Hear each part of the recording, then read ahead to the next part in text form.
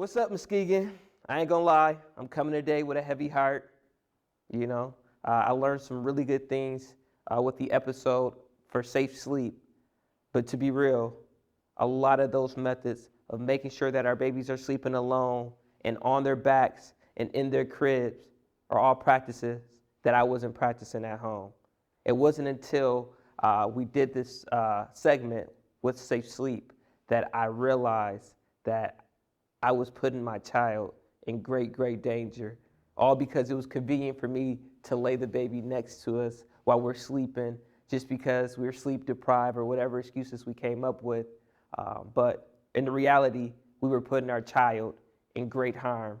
And today, I'm encouraging you to be better than me by watching this segment on Safe Sleep and always making sure that your kids are sleeping alone, on their backs, and in their cribs. Muskegon County has a very high infant mortality rate, and this is something we can do to really nip this in the bud. Parents are the only ones really responsible. Parents and whoever is watching the child are responsible for making sure that these infants are safe when they're sleeping. Unfortunately, the infants can't make that choice on their own, but it's up to us. So hopefully after you watch this segment, you too will become better and make better choices and making sure that we're keeping our infants safe. Take care, Muskegon. I love you. Peace out. What is the baddest? And I mean the baddest radio podcast in the land. You know it's the dad movement. Quit playing with me. It's the dad movement. Are we gonna play now? Ready for the show? I'm about to take down, you already know. You got one life, so live it right. Keep your friends tight and your family in sight. Never cease to fight for the things you think are right, cause you just might find you control your own mind. What's going on, everybody? I'm so glad that you're back to join us for another episode on the Dad Movement. And I know I say this a lot, but today is a very, very special day. It's going to be a lot of gems dropped in this podcast episode. But this is one when I'm really looking to do a lot of learning. This is something I can do some improvement in. So today we have Holly Alway from Mercy Health. Holly Alway from Mercy Health, and we are going to be covering safe sleep today, which is a very, very important conversation. A lot of times with me working in homes and working in early childhood, I see a lot of people who are not practicing safe sleep for their babies. Let's just be real. They're just not. A lot of them is they just don't know safe practices. You know, a lot of parenting is learned behaviors. This is how my mom always did it. This is how my grandma always did it. So this is how I'm going to do it. But the reality is we lose a lot of children and babies like that. So today we're going to be better and we're going to learn. And I'm looking forward to this conversation. So I want to start off, Holly, how long have you been in this work and what exactly do you do? So I'm the injury prevention coordinator at Mercy Health, and I've been there for about 20 years. And what that means is it's my job to keep people out of the emergency room. I want to prevent injuries. I don't want them to have to get medical treatment because they've done something to injure themselves. So we do a lot of injury surveillance, which means I look at the data of, what kinds of patients are coming in, what kind of injuries do they have, why are they getting injured? And one of the things that has come up consistently in Muskegon County is this issue of unsafe sleep-related deaths. What we're looking at is kids less than 1 year old who have died, unfortunately, because of something that happened during their sleep. And what is important to understand is that many of these deaths are actually preventable, and there are easy things that we can do. Top 3. Okay. Let's get right into All it. right. I've got baby Sasha here who's All modeling right. for All us right. today. She's Okay. a great baby. She's completely silent. Let's All right. the unusual one, All right? right. But what we have with Sasha here is, first of all, we look at the fact that she's alone. Yeah. She's alone in this sleep space. There's not an adult here. There's not another child here. There's not a pet. There's nothing else in here except for baby Sasha. That's the important part. Next thing we're going to look at is that she's on her back. So we know that babies who sleep on their back are less likely to die in their sleep. That back position is really important. I got a question real quick. Yes. Don't mean to cut you off. Now, maybe a few years ago, was there a time where the stomach was okay and did it go back to the back? Am I wrong? No, you are Okay, 100% all right. correct. So Okay. let's talk about that, because you mentioned in your lead-in that we're learning, right? Yep, We're yep. learning, we're knowing more than we knew yesterday, and so we can do more Correct. with that. So one of the things that's really interesting with safe sleep is that we've learned a lot over the last quarter century in terms of what constitutes safe sleep. And you're absolutely right. Okay. Like 25, 30 years ago, best practice was to put baby on the stomach to sleep. Yep. Well, we started looking at the data and finding out, well, we started gathering better data, first of all, and then we started looking at the data and found out that actually that stomach position is more risky to infants. Okay. And there's a couple reasons for that, but the important thing, I think a lot of people want to put their baby on the belly because they feel like, oh, if she chokes or spits up, then she's not going to choke. Yeah. And that's not actually it. So if you think about the way that the body structure is, there are two tubes, we'll say, right? Okay. So there's the esophagus, which is the food that delivers food straight to the stomach. Okay. And then there's the airway, the trachea, right? And so that's the breathing part. When you look at the body, the airway actually sits closer to the front of the neck, and the esophagus sits behind that. So if baby's laying on her back, the airway is on top. And if she spits up, gravity's going to take over and it'll go to the bottom, which is the esophagus. And so that choking really isn't as risky on the back as it is on the stomach, because if she's positioned with the airway down on her stomach, then gravity pulls whatever she's spitting up into that airway, and that can be dangerous. Okay. That makes sense then. Okay. All right. Yep, great question.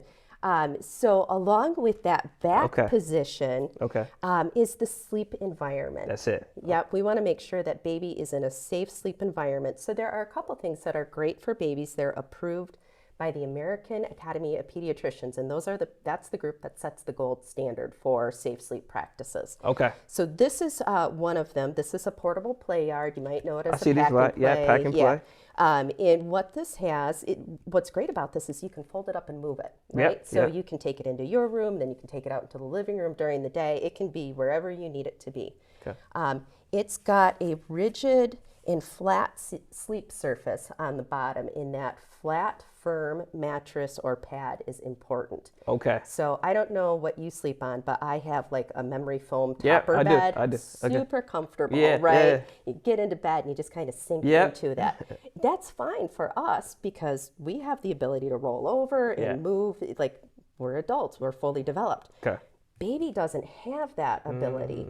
So babies might be able to kind of shift back and forth before they learn how to roll over. If she turns to the side or kind of repositions herself in something like a memory foam or a soft, fluffy pillow, she's not going to be able to move herself out she's of stuck. that. Okay. And a lot of times her face might actually just kind of mold into like memory foam or soft, fluffy things or blankets. Yeah. So those ABCs alone on the back and in a crib, portable play yards, something like that. Bassinet is another great place for baby to sleep, but you're looking for something that's got a firm surface. Wow. That helps a lot. That helps a lot. Being honest, I'm a new father, so today I'm not the practitioner, I'm the parent, right? And there's times where we're chilling and like we get a baby a bottle and you get lazy. And you lay the baby next to you. You're like, all right, I'm just going to let her sit for a minute. And then you find yourself, you doze off, the baby's sleeping, you wake up, and the baby is closer than you than when you laid her down. And I think now that I'm starting to hear more of the stats, I want to be better in this. And I think it's things like knowing the ABCs, they do help. When you go into homes and you hear that the child has passed away because the baby was sleeping in the bed or whatever, what are the common things that you see that were like, oops, if we would have did this, we would have did this, we would have did this, other than the ABCs? Yeah, so you just touched on one of them. As a new parent, you know how tired you are. It is an exhaustion that is like no other. Exactly. I'm delusional half today. I'm sleepwalking right now. I'm here. But no, You're doing a great job, though. You're all sticking with it. All right. So in a lot of times, especially if you're a first-time parent, you have no idea how tiring that is. And baby schedules are weird. Everywhere. There's nothing consistent about it. And that's just a developmental phase. Yeah. There's nothing wrong with your baby Okay. if your baby doesn't sleep for 8 hours at a stretch. That's expected. That's Okay. just developmental. And so I think some of that is understanding what are the expectations. You know, my babies don't feed on a regular schedule, right? They don't go every 2 hours and be like, okay, mom, dad, I'm hungry. No, they're hungry when they're hungry. And sometimes that's 10 minutes after they've eaten, and sometimes that's a little bit longer. So it's really important to understand like where you're coming from. And so these are some of the commonalities that we find in the infant deaths in Muskegon County is, first of all, they're on an unsafe sleep surface. Okay. So 75% of all unsafe sleep-related infant deaths in Muskegon are baby is found in a not safe sleep environment. So on the parent's bed, on the couch, on a chair, in a bed with somebody else, you know. Okay. A lot of locational issues. So that should be an easy one to fix, right? We can find a safe sleep environment for baby. If you don't have the ability to get a pack and play, you can contact me, you can contact Public Health, you can contact Muskegon Pregnancy Services. All of those locations have pack and plays that they can give to families in need. Wow. Because at the end of the day, I would much rather give you a pack and play and make sure your baby's sleeping safely than for you to not say anything. Yeah. You know, Yeah. and I know it's hard. I know it's hard to ask for help, but help is out there. And at the end of the day, there are people like me and you and tons of others who want to make sure that kids have the opportunity to grow up safe and healthy and to be whatever they want to be. You know, that's the important thing. At the end of the day, we get kids safely through childhood and they get to figure out what they want to be. The other thing that we find in some of the cases, babies, about half the cases, the babies are not actually on their back. They're on their stomach. And sometimes baby is, you know, the parent will say, well, I put her to sleep on her back and she flipped. Sometimes they don't remember, you know, what happened. So you do always want to start babies on their back. One thing, kind of a sideline to this, is that positioning. So there comes a point in baby's development where he or she can actually start to roll over. And so as a parent, if you're concerned about sleep position, you don't necessarily have to run in every time and flip baby back over. If she can roll unassisted, then that's fine. Start her on her back, and then whatever happens, happens. As long as you've got that safe sleep environment, you're good. The other thing that we see is they're sleeping with somebody else. There's another person in the bed, there's an adult, there's a kid, there's a sibling. So you want to make sure that, you know, there's a protected sleep space. You know, if that can be in any room in the home. It doesn't have to be just in the baby's room. You know, it can be in the parent's bedroom, and this can be right next to the bed. And I'm sorry, I didn't mean, so when you say too, sleeping with siblings, does every baby need their own pack and play or sleep area? Yep. Even if you have twins. If you have twins, or you got an 8-month or 10-month and then a newborn, they need to have their own separate. Because I mean, you know, that's a significant size difference between a newborn and a 10-month-old. Absolutely. So in neither one of those kids, you know, in that scenario, has the ability to understand the ramifications of, you know, what would happen if they roll over. Correct. The other thing is, we find that there are other things in the sleep environment, right? So we live in Michigan. It's going to get cold at some point this fall. And so our instinct is we got to make sure baby's warm. We got to make sure she's not cold and shivering.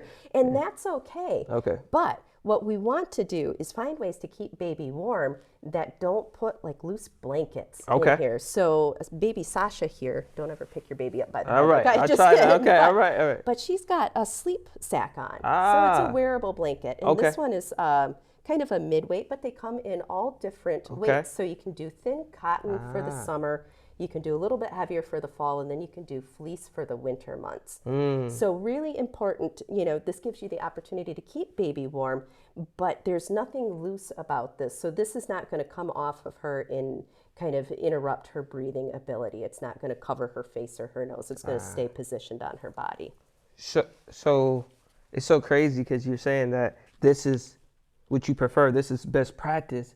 But if you go to Bye Bye Baby, I'm sorry, I ain't gonna throw nobody else under the bus, but you go to all these places and they say you need this, you got this, you got this. Or even when we did our registry, there's 300 different blankets to pick from. So maybe those things look nice, but they really not the best practice. Yes. For the infant. Yeah. Well, I'll be the first to admit this looks like really sparse and desolate, right? There's nothing going on in here.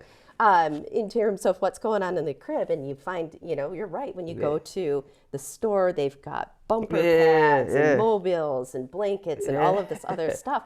And you want it, right? Yeah. It's cute. Yeah, absolutely. My baby needs this. But none of that is recommended, and none of it really is safety tested. That's the important thing. So even the crib bumpers, so that's that piece that goes along the side. Yep, I know exactly what you're talking of the crib, about. Yep. So baby doesn't bump into the wood slats or whatever. We don't recommend those because if baby kind of tosses and turns into that crib bumper, that can again obscure the face and kind of cover up the nose and the mouth and make it difficult for her to breathe. Okay. Wow. All right. I got another question. You just picked baby up from the car seat, right? Yeah. You brought her in the house. Uh-oh.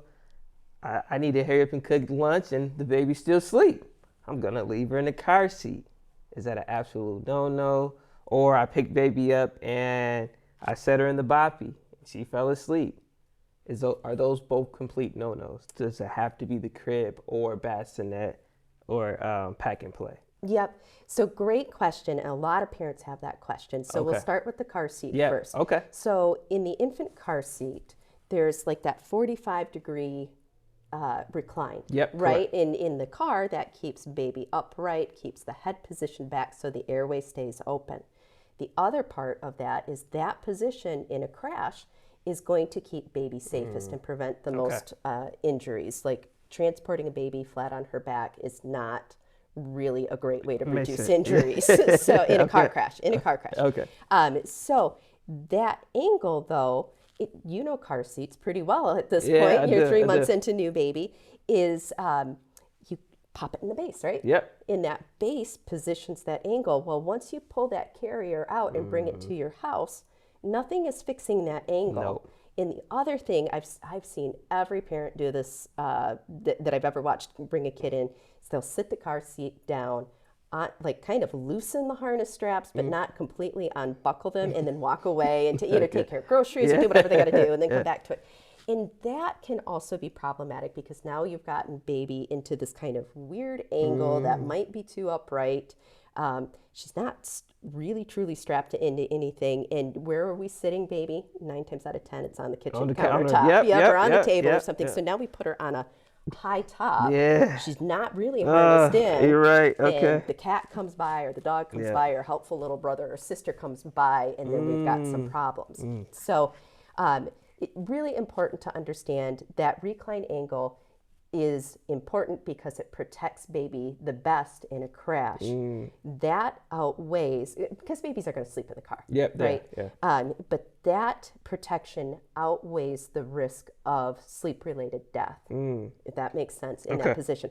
But once you get home, And take baby out of the car seat and set her in the pack and play, or wherever she sleeps, put her in that safe sleep environment. Okay. That helps. Yep. The boppy, that's an interesting question. I just seen a recall on one too. So there's this big recall. And the recall really had to do with the fact that infants didn't really have the body muscle ability to kind of position themselves in it. And so then they kind of flop around in the boppy, and it's a big pillow, right? So again, they can face fall into that boppy and kind of have some problems breathing because now their face is kind of into that pillow and they're not able to get the air that they need to breathe.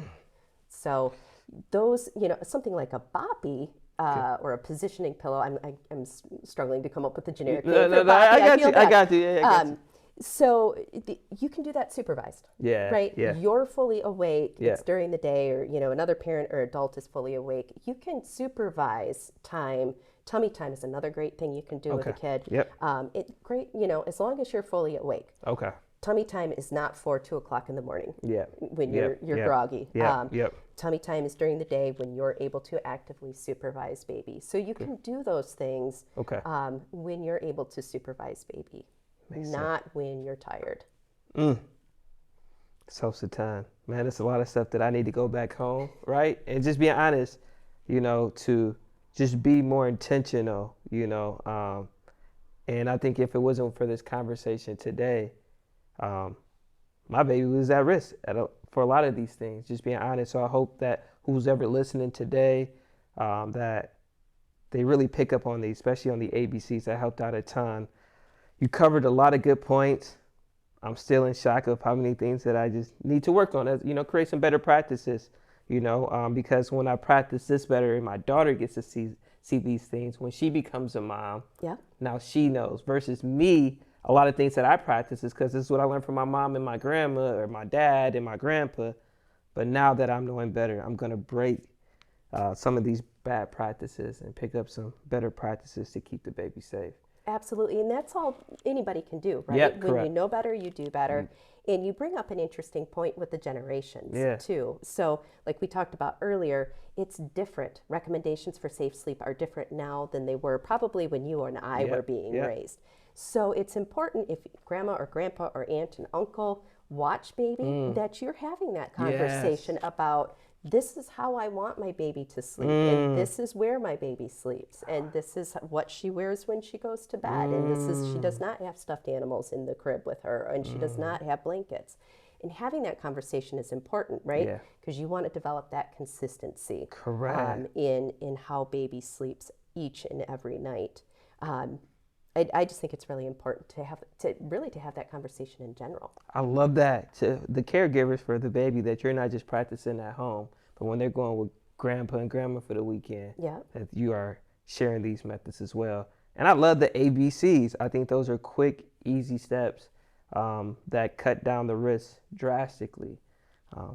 This helps a lot. Am I missing anything? Are there something that that you think that the audience should know? Well, we talked a lot about risks, but we can also talk about protective factors. There we go. Okay. There are things that we can do that will help safeguard babies. So beyond the ABCs. Okay. First thing we can do is, when it's possible, to make sure that baby is breastfed. So we know there is incredible benefit to breastfed babies. Yep. Safe sleep is one of those things. So we know that in babies that are breastfed, they have a significant decrease in sleep-related infant death. Okay. So if we can breastfeed baby, that's what we want to do. Another thing we can do is the use of a pacifier. So Sasha here has, she's got the pacifier here. So we can put her to bed with a pacifier, and you'll note this one doesn't have, it's not clipped to her sleep sack. There's no cord, there's nothing else. And we don't want anything else but the pacifier, right? Because we don't want to add any risk in there, right? So she's got the pacifier. There's research that tells us that babies who sleep with a pacifier have a decreased risk of unsafe sleep-related deaths. Wow. It's a little unclear why. Okay, but the numbers are showing that. But what it's looking like is it helps keep the airway open, and it also keeps baby from sleeping so soundly. And I know you're looking at me going, what is she talking about? We want baby to sleep soundly. But the important thing here is what they're really starting to find is the unexpected deaths in infants have something to do with how deeply baby sleeps. Correct. And if baby sleeps so deeply that if something's going on, like she's turned into, a soft surface and she's not getting enough air, that babies who sleep soundly don't rouse in that thing, like, where you and I, alarm bells would be going off and we'd start to get awake. Baby who sleep soundly don't have that. And so that's another reason why parents like to put baby to sleep on their bellies, because they do sleep more soundly on their bellies. But we don't exactly want them sleeping like that. Yeah, we want babies who are easily roused from sleep when something's going on. So the pacifier might actually be kind of keeping baby from getting into like a super deep sleep. Okay. Wow. Yeah, I was looking at the pacifier and it just slipped my mind. I was going to ask. So other protective factors, just being aware of what's going on. If you smoke or you drink, those are risk factors to unsafe sleep-related deaths. So if you do smoke, try not to smoke around baby. And make sure that the house air, where baby's spending most of her time, is clean and smoke-free. And we know that smokers and children of smokers have more respiratory illnesses and they're more susceptible to, flus and colds and things like that. And so again, it kind of goes back to that, how deeply is baby sleeping? When babies are sick, they're going to sleep more deeply, right? Because their body is trying to heal. And so they're also more likely to have respiratory issues, which also can increase that risk for unsafe sleep-related deaths. So, and then, if you drink or use drugs, again, that creates danger because you're not going to make the greatest decisions. Yeah, absolutely. So if you're going to go out and have a couple drinks, go see if grandma can watch the kid. Get a sitter. Get a sitter.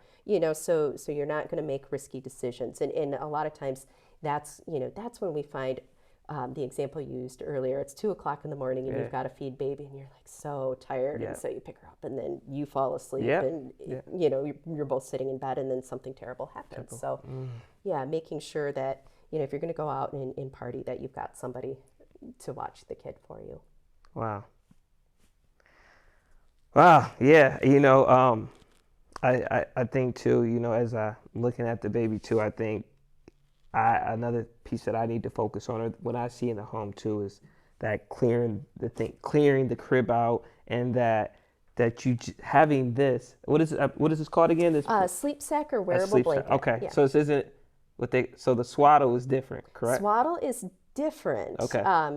Swaddle is, I wouldn't say that's a best practice. Oh, okay. There is a device called the Swaddler, and that's a little bit better because it's closer to a wearable blanket, but the swaddle is Velcroed, so it's not going to fall apart. Okay. I never got the hang of a swaddle. I don't know me if you've neither. gotten it yet, but when the swaddle comes loose in the crib or the sleep area, that's where you can run into some problems. So that's where, if you wanted to swaddle, I'd go with the Swaddler, something that's going to keep that in place rather than falling apart. Okay. You hit on some really key points. I think I actually feel a lot more, prepared to go home and put my baby to sleep today just because of the points that I'm out of questions. I really am. I think everything that I thought I knew, I realized that I didn't know, right? And I think everything that I did learn, I'll be passing on not only to my wife, but to grandparents and TTs and uncles who are watching the baby, just to make sure that we're all consistent in this. Because all it takes is one time, too. You know what I mean? As of not doing things the correct way and putting your baby in harm like that. And that's the hard part of this, right? Like, it's okay until the day it's not okay.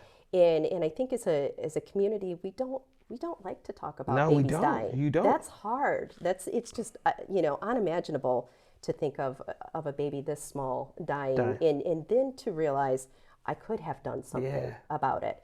And I'm not, my expectation is not that we're perfect 100% of the time, because nobody can be perfect 100% of the time.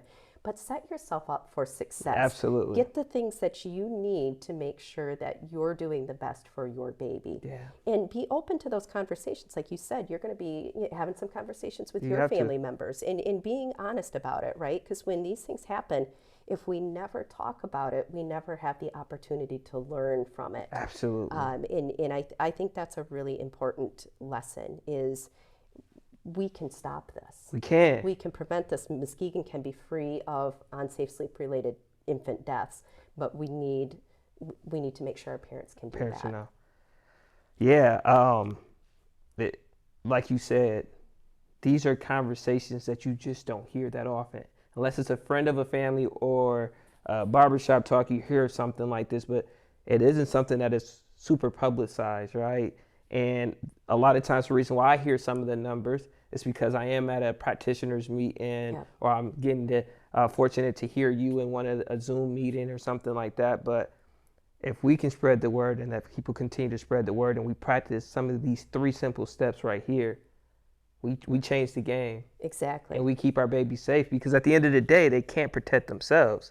It's up to us. It isn't me and the baby weren't, in best practice. I wasn't in best practice as a parent. I know that's hard to hear, but it's the truth.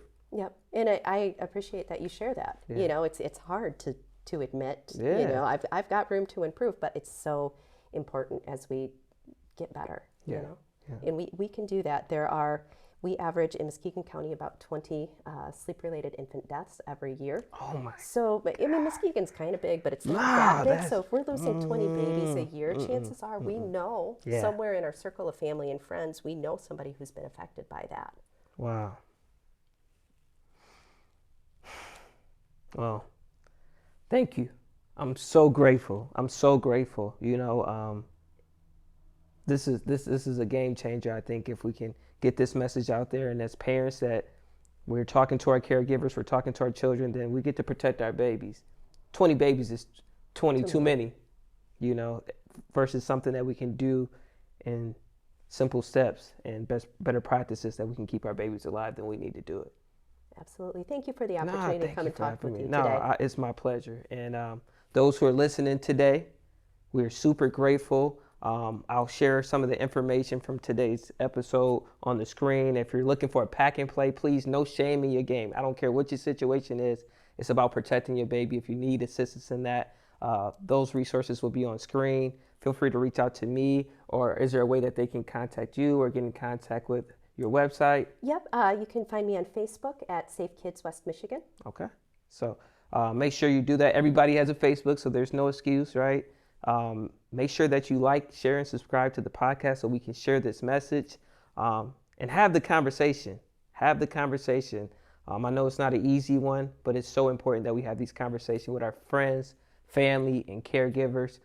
So thank you for taking the time and listening. Thank you for Holly for being here. Super shout out to Lucas, our camera guy, and we'll see you next episode.